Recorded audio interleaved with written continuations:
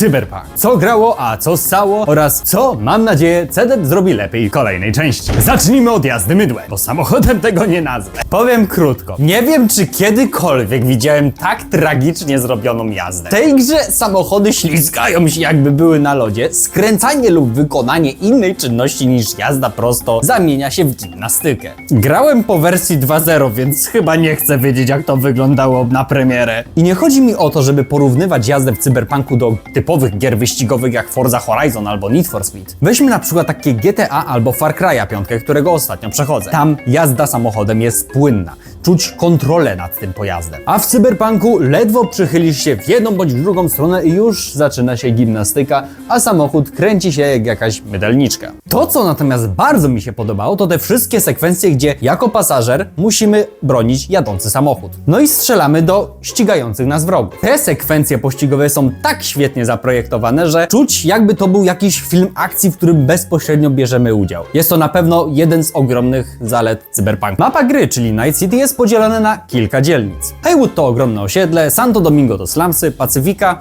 nie mówmy o Pacyfice, co? Watson to mroczny kurwidołek, a z określeniem jakiejś takiej wspólnej cechy dla Westbrook miałbym nie lada problem. Fabuła opowiada o V, który przyjechał do Night City, by spełniać swoje marzenia w byciu najemnikiem. Prywatnie jest psychofanem Keanu Reevesa, do tego stopnia, że widzi go i z nim rozmawia. Coś jak protagonista filmu Jojo Rabbit. Niestety gra zmusza nas do zażywania tabletek od lokalnej wróżbitki, przez które nasz kolega Keanu, którego tutaj nazywają Jankiem Srebrną Dłonią, znika. I wtedy V po zażyciu tabletek nie ma kolegi. Jest zmuszony rozmawiać z mistrzem Takemuro, honorowym Japończykiem, który może pomóc V powstrzymać złą korporację CD Projekt Red, tutaj nazywającą się Arasagą, ponieważ twórcy nie posiadali praw do lokowania marki. Celem gry jest pokonać złą korporację i zadośćuczynić wykorzystywanym pracownikom. W drodze do tego celu zostajemy prawdziwym samurajem. Okej, a teraz już na poważnie. Fabuła w tej grze rozkręca się na dobre dopiero po tym, jak dostajemy konstrukt z Silverhandem. Prolog mnie osobiście trochę wynudził i musiałem się czasem zmuszać do przechodzenia go dalej. Niemniej to, co się działo już później, jak już mieliśmy w głowie tego Silverhanda, no to już wtedy nie sposób było się od tej historii oderwać. Mocną stroną tej historii na pewno są postacie takie jak Silverhand, Panam, Judy, a także River. Oczywiście gra jest przegadana, czasem nawet za bardzo, ale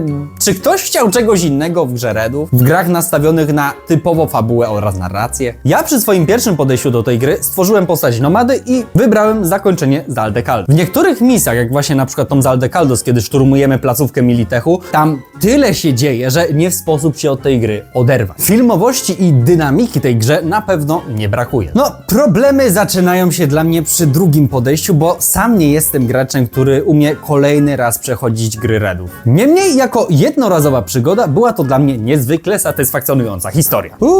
A mówią, że Skyrim ma nieczytelną mapę. To jedzie tu czy tu? A, no spoko. Nie wiem, który wpadł na genialny pomysł, żeby wywalić znaczniki z mapy. Wiem od znajomych, że kiedyś były widoczne, a teraz, jak widać, srał je pies. I teraz pewnie jakiś ludolog powie: No teraz możesz samemu eksplorować ten świat, bo nie masz pytajnika, który ci mówi, gdzie masz pójść. to czemu widzę quest? Skoro ktoś chciałby, żeby gra bardziej zachęcała do eksploracji, to czemu nie wywalić znaczników questów, kontraktów, ogólnie żeby była goła mapa, którą sobie przewijamy? To, że mogę sobie wybrać, którego SMS-a wysłać do danej postaci, jest bardzo fajnym rozwiązaniem. Questy poboczne w Cyberpunku są hardkorowe. Wskażcie mi inną grę, w której możecie ukrzyżować kogoś, albo ten ostatni quest, co dla Rivera robimy. Dawno nie widziałem czegoś tak klimatycznego. To śledztwo trzyma w napięciu do samego końca. Wszyscy gracze najpierw robią aktywności poboczne, a dopiero później fabułę. Niech czekają. Naprawdę ktoś w CDP pomyślał, że gracze odpuszczą sobie eksplorowanie mapy i zrobią to dopiero wtedy, kiedy fabuła im na to pozwoli, a nie na odwrót? Ktoś tu nie rozumie swojego targetu? No, zdarza się. Prawda, Blizzard? A jeśli szukasz jakiegoś serialu bez wciskania ideologii, sprawdź dealerów na Cloud Studio. Innym elementem na plus jest jak dla mnie prowadzenie fabuły. O ile w takim Wiedźminie Trójce czasem potrafiłem w tych wszystkich wątkach zapomnieć, że jestem tu przede wszystkim dlatego, bo szukamy Ciri i dany wątek ma mnie trochę zaprowadzić tam, gdzie Ciri się powinna znajdować, tak Tutaj cały czas wiedziałem, o co toczy się stawka. Misje były bardzo dynamicznie, fabuła cały czas się bardzo szybko rozwijała. No i nie zapominaliśmy po drodze, że hello, chcemy się pozbyć z głowy Silverhanda, bo umieramy. Mimo bolączek Cyberpunka bawiłem się w nim bardzo dobrze. Tutaj oceniałem wersję bez DLC oraz po update'cie 2.0. Gra ma swoje problemy, ale nie uważam, że należy ją traktować ani jako 2 na 10, ani tym bardziej jako 10 na 10. Podsumowując, Cyberpunk miał pewne problemy, które moim zdaniem wynikały głównie z tego, że CDEP nigdy wcześniej nie robił strzelanek z elementami RPG, a także pojazdów czterokołowych. Nie myli z pojazdami czterokopytnymi. Jednak mam nadzieję, że wyciągną lekcje z Cyberpunka i następnym razem przy okazji drugiej części dadzą nam jeszcze bardziej satysfakcjonujący produkt. Mam nadzieję, że się podobało. Jest to, szczerze mówiąc, pilotażowy format, który tak przez przypadek mi wyszedł takich niepoważnych analiz, więc jeżeli chciałbyś zobaczyć więcej tego typu treści, zostaw łapkę w górę pod filmem, żebym wiedział, że warto kontynuować tenże oto format. Jeśli jesteś tu nowy, zachęcam do zasubskrybowania tego kanału, a my się widzimy już niedługo przy okazji kolejnych filmów. Do zobaczenia!